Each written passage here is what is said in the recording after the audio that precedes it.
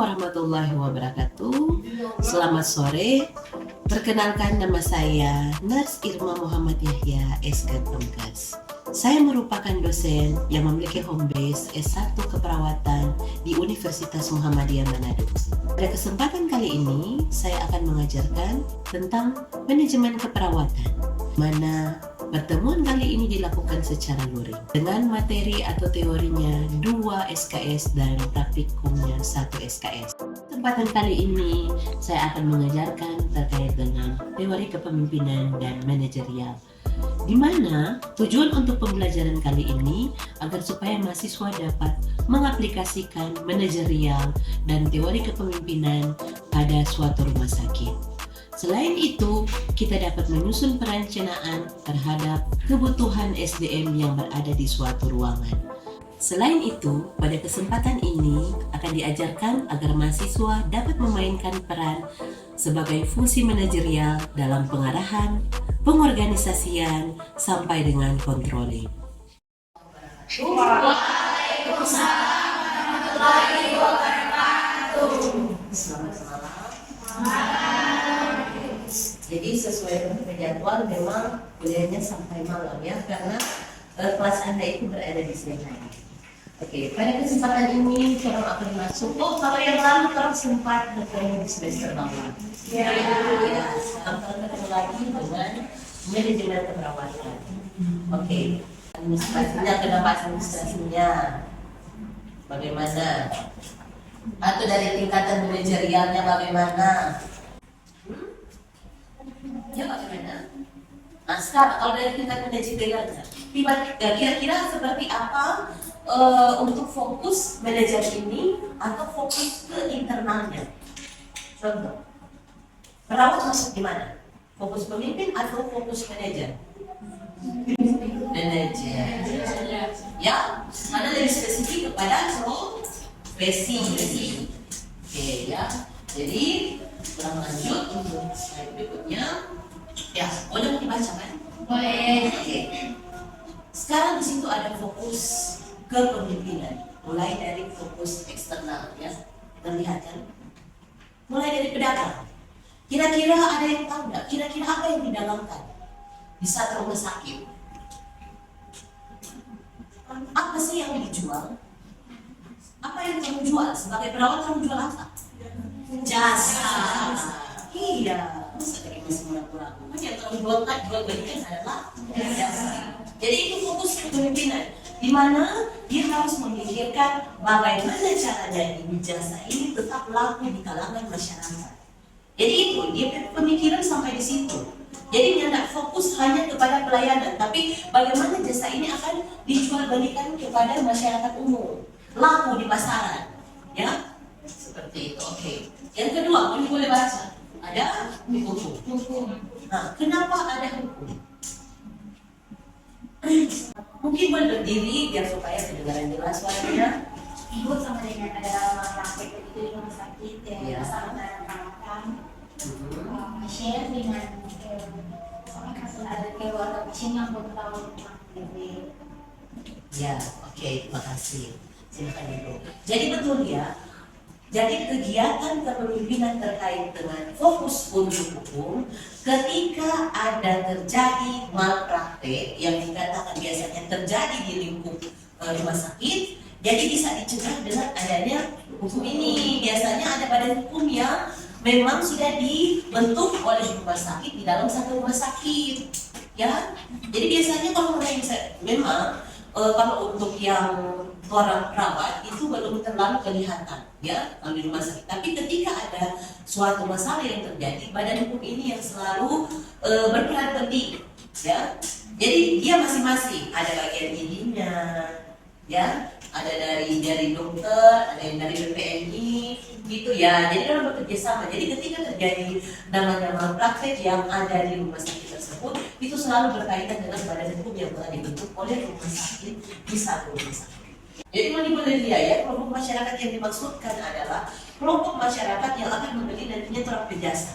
Kelompok masyarakat ini dia yang otomatis yang membutuhkan pelayanan pada saat dia masuk rumah sakit. Ya, tak mungkin orang yang dia sehat, terus dia ke rumah sakit seperti itu, kecuali dia untuk membesuk orang, atau besuk keluarga seperti itu.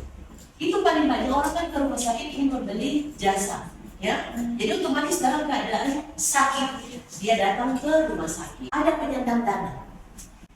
Oke, masuk di penyandang dana ini kira-kira sudah memiliki pasangan nggak penyandang dana yang dimaksudkan yang ada di rumah sakit itu seperti apa? Iya, iya.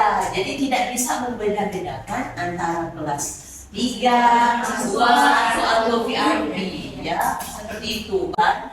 Jadi kalau misalnya untuk penyandang dana ini tetap meskipun orang dibayar misalnya oleh pemerintah, kan yang BPJS kelas 3 itu biasanya dibayarkan oleh pemerintah, tapi tetap termasuk dalam cover BPJS. Jadi tidak boleh dibeda-bedakan berdasarkan hal tersebut karena orang mesti memberikan pelayanan prima. Oke, jadi memang orang melihat di rumah sakit orang yang sekarang itu sudah ada alurnya. Jadi biasanya kalau orang mau ke rawat inap, di situ sudah terpampang apa yang harus disediakan. Iya, jadi orang pasien yang akan datang di orang rumah sakit supaya orang produk yang ada di rumah sakit itu semakin laku atau jasa semakin banyak di kalangan masyarakat gunakan, yaitu dengan informasi yang lengkap. Jadi itu DP guna. Jadi kalau misalnya orang ingin mencapai misalnya, kita ingin diperiksa misalnya di ruang interna. Kira-kira di poli interna, kira-kira apa sih yang harus saya sediakan? Karena tidak mungkin pasien yang sudah datang ke rumah sakit terus tidak dilayani karena tas yang harus dia bawa itu kurang, tidak sesuai dengan yang harusnya dia gunakan untuk pemakaian pemeriksaan. Ya, termasuk di rekan strategis. Sekarang rekan strategis ini kayak misalnya kampus bekerja sama dengan apa saja. Rumah sakit. Jadi otomatis rekan strategis yang dimaksudkan adalah salah satu contoh kampus, bank, ya. Ketika terjadi kolaps dalam satu rumah sakit, biasanya bank ini sangat-sangat beruntung untuk orang mau bekerja sama karena orang boleh memberikan modal orang untuk tetap bertahan orang di rumah sakit. Jangan sampai tutup, ya seperti itu. Di rumah sakit sangat memudahkan karena fasilitas ini nantinya biasanya ketika orang taruh misalnya mesin ATM, ketika akan terjadi pembayaran administrasi, uangnya kurang, dia boleh ambil dari situ. Termasuk dengan proses penggajian tenaga kerja atau SDM rumah sakit. Ya, jadi ini pemimpin ini dia mesti berpikir sampai fokus hal-hal seperti itu. Dia bukan cuma berpikir hal bagaimana mempertahankan, tapi bagaimana mengembangkan. Iya, ya, dia menjaga untuk tidak kolaps, dia tetap pertahankan, dan dia menjaga rumah sakit ini bagaimana supaya orang boleh bikin dia lebih berkembang. Termasuk di lembaga masyarakat. Lembaga-lembaga masyarakat yang dimaksudkan di sini adalah lembaga-lembaga masyarakat yang bisa bekerja dengan rumah sakit. Contoh mungkin sampai di sini ada panti sosial. Ada panti jompo, ya lembaga-lembaga seperti itu mungkin akan menjadi pusat rujukannya orang ketika orang buat MOU dengan orang. Mohon maaf yang tadi untuk rekan strategis itu yang itu membayarkan uang-uang. Iya. Nah itu jadi mungkin kalau saya tahu dia membantu misalnya kampus ada masalah. Iya. Itu maksudnya rumah sakit misalnya dengan kampus itu, misalnya kampus ada masalah begitu membayarkan itu maksudnya DP pembayaran itu dari muslim atau bagaimana? Iya. Jadi kalau ambil contoh satu rumah sakit yang memiliki masalah dalam keuangan, contoh ya. Jadi ketika orang bekerja sama dengan bank, jadi boleh orang misalnya ada sertifikat tanah rumah sakit tersebut, orang sebagai jaminan ke bank. Jadi dia cairkan seperti itu. Jadi kan dia cairkan uang. Jadi dengan uang itu bisa orang kembali untuk gunakan sebagai perkembangan satu rumah sakit. Sudah ya? Iya. Sekarang, setelah lembaga masyarakat ada pemerintah. Kenapa pemimpin harus memikirkan fokusnya dengan pemerintah? Yang rumah sakit mesti dibawa naungan pemerintah. Jadi fokus kepemimpinan itu dia harus bekerja sama dengan pemerintah. Karena ketika ada apa-apa, sebelum mau menggadaikan sertifikat, mau diminta pengadaan kepada pemerintah. Supaya kalau ada apa-apa, pemerintah juga ikut andil, bertanggung jawab dengan apalagi namanya rumah sakit daerah. Ya, jadi itu gunanya. Kalau misalnya biasanya yang dulu orang di rumah sakit itu hanya ada misalnya DP USG itu dia belum 4 dimensi, masih 3 dimensi. Boleh orang minta pengadaan barang kepada pemerintah dengan cara memilih untuk alat-alat yang lebih supaya untuk orang masyarakat ini datang untuk rumah sakit. Kemudian yang terakhir fokus kepemimpinan itu ada media. Yang media. Gampang sekali ini media meliput segala sesuatu. Apa sih yang diliput dari rumah sakit? Mempromosikan salah satu pelayanan sampai tadi aku bilang. Oh di rumah sakit kami sudah tersedia alat USG dengan imunisasi. Oh seperti itu fasilitas-fasilitas yang ada. Mana tahu orang atau masyarakat luar terhadap terapi fasilitas kalau tidak ada misalnya iklan, salah satu iklan. Oh, atau bahkan peliputan media. Oh, karena kalau sekarang, kalau mau dibilang, lebih banyak orang lihat handphone, ya. Jadi media handphone mungkin, jadi media itu dia ada berbagai macam, ya. Jadi mulai dari elektronik, non elektronik, ya. Apalagi kalau misalnya, dari satu orang saja dia lihat elektronik, kok disambung dengan mulut ke mulut. Ya, lebih banyak tuh sampai berita dari mulut ke mulut. Ya, karena ada medianya ini. Oh ya, ternyata di rumah sakit ini sudah ada ini, alat canggihnya yang terbaru ini. Ya, seperti itu. Oke, sekarang ada 3 fokus ya untuk internal manager. Jadi, ketiga fokus ini bisa diambil oleh pemimpin. Tapi manajerial tidak boleh keluar dari DP daerah merah. Makanya kenapa dilihat di sini terlihat sangat jelas DP garis merah. Karena dia tidak boleh keluar. Ya, dia hanya boleh sampai ke fokus 3 ini. Iya. Kalau pemimpin ketika terjadi masalah dia boleh ambil di sini. Tapi kalau manajer tidak boleh sampai keluar itu. Sampai sini sudah paham? Iya, oke ya. Kira-kira kurang lebih sudah terlihat jelas bahwa lingkaran merah itu merupakan tanda awas. Dia dibolehkan keluar. Oh, ya, oke. Yang pertama ada fokus terkait dengan administrasi. Kenapa administrasi? Memangnya apa yang dia atur? Kenapa manajer harus mengatur terkait dengan administrasi? Jadi kalau untuk fokus manajer atau internalnya itu ke bagian administrasi, dia lebih mengurus kira-kira untuk biaya rawat inap 1 malam berapa, untuk misalnya pembayaran gaji daripada SDM misalnya perawat berapa, itu diatur, ya. Kemudian atau pembayaran jasa, kan selain dari gaji pokok ada jasa juga kan? Iya, misalnya yang diterima dia itu, yang diterima berdasarkan BPJS, ya, kemudian dibagikan kepada jumlah perawat, kira-kira dia dapat berapa dari jasa tersebut, yaitu itu tugasnya daripada manajer. Yang kedua ada profesional. Jadi kenapa profesional? Contoh, ya, misalnya dari kepala keuangan dia menunjuk ketua tim A dan tim B, itu kan profesional, toh? Ya. Kemudian dari tim A tim B dia tunjuk lagi di bawahnya. Ada perawat yang terdiri biasanya dari 2 sampai 4 orang. Ya. Kemudian salah satunya adalah kegiatan misalnya terlaksananya simposium kah, atau ada misalnya pelatihan dan workshop kah dalam satu rumah sakit. Dia mengikut sertakan ini profesional ini berdasarkan bidangnya. Kemudian yang harus dia periksa adalah kegiatan pelayanan yang jalan atau tidak, sesuai tidak dengan tupoksi yang sudah dibagikan. Tapi ini justru itu DP pelaksana tidak melaksanakan tugas yang harusnya dilakukan. Bagi misalnya cuma ketua tim yang berjalan, padahal ketua tim itu kalau pada tupoksinya adalah dia menyusun atau mengisi berkas daripada pasien, mulai dari diagnosanya, ya, kemudian untuk perencanaan penata-laksanaan atau intervensi sampai dengan evaluasinya. Itu biasanya hasilnya ditulis oleh tim. Kemudian itu menjadi pelaksananya adalah perawat. Apa yang diintervensikan itu yang dilakukan oleh perawat. Dan Bu, pertanyaan berikutnya. Bu, mengenai fokus manajer internal sama fokus kepemimpinan internal itu kan ada administrasi manajer dengan penyandang dana kepemimpinan itu beda. Yang administrasi dengan penyandang dana. Oh ya, kalau misalnya ini yang dimaksudkan dari fokus kepemimpinan untuk penyandang dana dan fokus manajer terhadap administrasi. Ya. Ya, jadi dua ini sebenarnya itu yang tadi gue bilang. Yang administrasi ini boleh pemimpin juga atur.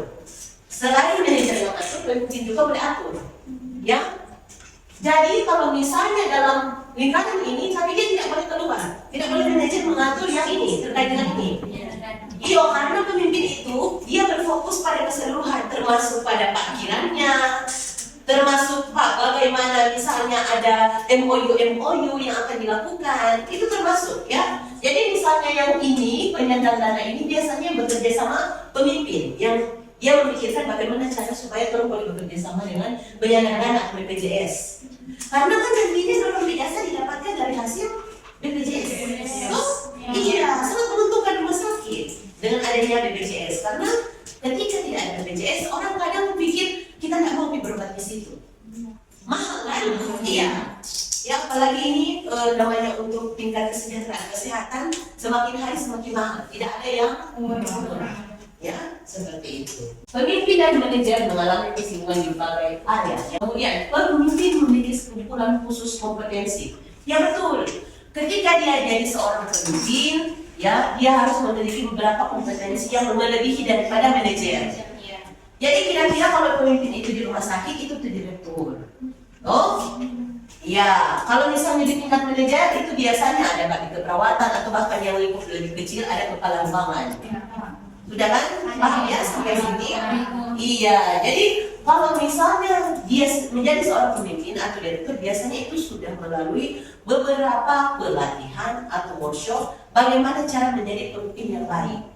Nah, ini ada kompetensi kepemimpinan dan manajer. Oke, bisa dibahas ya di situ. Yang pertama, kompetensi pemimpin itu adalah menetapkan arah atau misi. Untuk menjadi seorang pemimpin, ketika dia duduk menjadi direktur, dia harus menetapkan arah atau misi atau visi misi. Dan harus ada. Oh, ketika ingin menjadi sama dengan orang tua caleg, apa mengenai visi misi? Ya, begitu juga seseorang ketika jadi direktur. Kira-kira dia bilang visi misi kamu apa? Kenapa ingin jadi direktur rumah sakit? Oh, ya, ini dia kan? Oke. Oke, kemudian memotivasi pemilik kepentingan. Siapa yang harus dimotivasi oleh pemimpin atau direktur? Bawahannya. Ya, jadi dia harus dimotivasi. Di bawahan dia motivasi dengan cara nanti kita akan bicara terkait dengan motivasi eksternal dan motivasi internal. Ya. Motivasi eksternal itu terdiri dari uang, maslahat, gaji, itu termasuk motivasi eksternal. Tapi kalau motivasi internal itu biasanya terdapat dari diri patologi diri sendiri. Misalnya salah satu pengakuan daripada masyarakat, itu termasuk motivasi internal. Karena ketika boleh jadi perawat profesional, akan ada nantinya kepuasan terdiri dari komunikasi diri sendiri karena sudah capai sampai pada puncak yang mana kita dari awal ingin jadi perawat, akhirnya jadi perawat kebetulan, ya perawat profesional yang sudah bekerja. Jadi ada kepuasan tersendiri dan ada pengakuan daripada masyarakat. Itu biasanya masuk pada motivasi internal, ya. Kalau motivasi eksternal kayak yang tadi yang sudah Ibu jelaskan, yang terkait dengan maslahat tadi. Yuk, ada maslahat, ada tunjangan. Nanti ada di slide berikutnya terkait dengan motivasi eksternal dan motivasi internal. Ya, oke. Kemudian menjadi juru bicara yang efektif. Betul. Ketika seorang menjadi pemimpin, ya, dia harus menjadi juru bicara yang efektif karena tidak semua bisa diungkapkan di media. Oh, biasanya kan datang kembali ke rumah sakit ada yang dengan kasus penikaman. Sekarang dia tanya, datang meliput media. Oh, kenapa ini? Ada kasus apa ini? Jadi pemimpin ini mesti ada strategi apa yang harus diucapkan. Tidak semua yang harus diungkapkan ke depan media. Karena media ini supaya laku DP media itu, dia mau jual yang untuk hal-hal yang buruk ya, supaya banyak orang baca, banyak orang beli DP media toh, banyak laku di kalangan masyarakat. Toh, karena biasanya dorang jarang sekali, bahkan kadang itu paling banyak yang diliput oleh media adalah hal-hal yang negatif dan yang positif. Ya, masuk untuk menentukan strategi masa depan. Nah, jadi nantinya menentukan strategi masa depan itu tuh Renstra. Nanti ada lagi Renstra, itu nanti ada tugas nanti terkait dengan Renstra. Ya, iya akan diberikan tugas terkait dengan Renstra. Jadi, tapi dia per kelompok, begitu. Karena Renstra biasanya dia tebal. Ya, iya sekali no. Nah, jadi dia kira-kira itu akan bagi 3 kelompok dan akan diberikan pembagiannya tersebut sesuai PJ bagikan saja ya, untuk DP nama-nama per kelompok dibagi 3 kelompok, kemudian ditentukan ya siapa-siapa yang pasti yang wajib dicantumkan adalah analisis SWOT yang ada di dalamnya itu nanti dipresentasikan. Jadi yang melimutin hanya Renstra, makanya kenapa yang bilang 1 kelompok itu banyak orang. Ya supaya DP jumlah untuk pembagiannya sedikit. Tapi analisis SWOT-nya wajib ada dan itu nanti dipresentasikan di pertemuan berikut. Nanti PJ bagikan 3 kelompok ya. Di analisis SWOT tersebut wajib ada tiap poin dari SWOT minimal 5 poin. Jadi dari DP strength ada 5 poin. Cari ke sana itu Renstra yang berbentuk Renstra rumah sakit. Iya, jangan Renstraan, tapi Renstra rumah sakit. Makanya kenapa dibentuk kelompok baca dulu. Kamu baca dari halaman sekian sampai halaman sekian. Mana baca sekian. Jadi kemudian ditanyakan dari halaman sekian didapatkan SWOT-nya apa? Toh, begitu kan? Itu kan namanya kerja tim. Ya. Oke, sekarang kemudian merubah organisasi. Biasanya, ini saling keterkaitan kan dia bilang. Biasanya kalau ada perawat yang sudah saling bersinggungan, sobat marah, contoh ada masalah pribadi entah apa, atau biasanya pembagian misalnya gaji atau jasa itu tidak sesuai, toh biasanya bilang Pak Juli pulang dia terima sama dia jasa dengan orang. Nah, biasanya itu sudah terjadi persinggungan dan akhirnya dilakukan konseling pegawai oleh manajer. Kalau misalnya dilakukan konseling pegawai, ini boleh merubah organisasi kalau ini tidak mempan.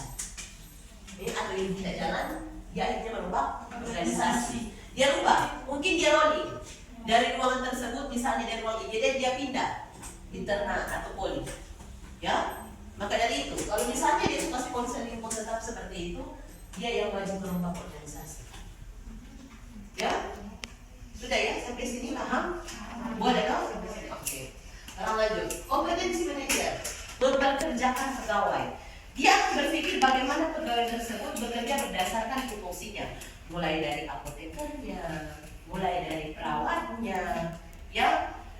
Sekarang yang bertugas memberikan obat atau menuliskan obat yang wajib didapatkan oleh pasien siapa? Ya. Jadi dilihat itu batasan-batasan. Ya, jangan sampai orang kegiatan justru menyusul ambil. Boleh hanya bertindak melaksanakan. Kalaupun ada berkolaborasi. Oh, iya. Dengan di SDKIC itu kan ada toh intervensinya. Ya, berkolaborasi. Obat apa yang akan diberikan. Ya. Tapi yang menentukan DP obat itu biasanya adalah dokter. Ya, seperti itu. Kemudian, mengendalikan SDM. Itu dia bilang, no? Kalau misalnya dia kali hitung, kalau misalnya DP SDM di sini terlalu banyak, biasanya pada saat pelayanan atau kayak misalnya di Pancaran Kasih mungkin dia sama kayaknya. DP jumlah pasien dengan DP jumlah perawat masih boleh cukup. Tapi ada kayak misalnya rumah sakit kecil dan terlalu banyak SDM-nya, dia pindah. Jadi biasanya kalau dari internal dia pindah ke IGD. Kan kalau IGD DP tingkat pekerjaan lebih tinggi daripada di poli atau di ruang rawat inap kan. Nah jadi itu loh dia rubah. Ya. Dia yang mengendalikan SDM. Oh, di ruangan ini dia lihat. Oh, di ruang ini terlalu banyak. Akhirnya apa? Oh, boleh pindah. Ya, seperti itu. Oke. Kemudian menyedia pelayanan yang diberikan. Pelayanan apa sih yang harusnya dia menyedia itu? Ya, kami pelayanan yang bagaimana? Kira-kira manajer harus menyedia pelayanan yang bagaimana? Hah? Ya? Ya betul ya, menyeluruh mulai dari pelaksanaan kegiatannya, profesionalnya, semuanya dia wajib kontrol. Kira-kira apa yang mau ada backing? Sudah sampai di tahap mana orang lakukan? Ya, seperti itu ya. Kemudian mengawasi kepatuhan terhadap peraturan. Biasanya ada perawat yang datang, dia biasanya datang pagi, memang dia datang pagi.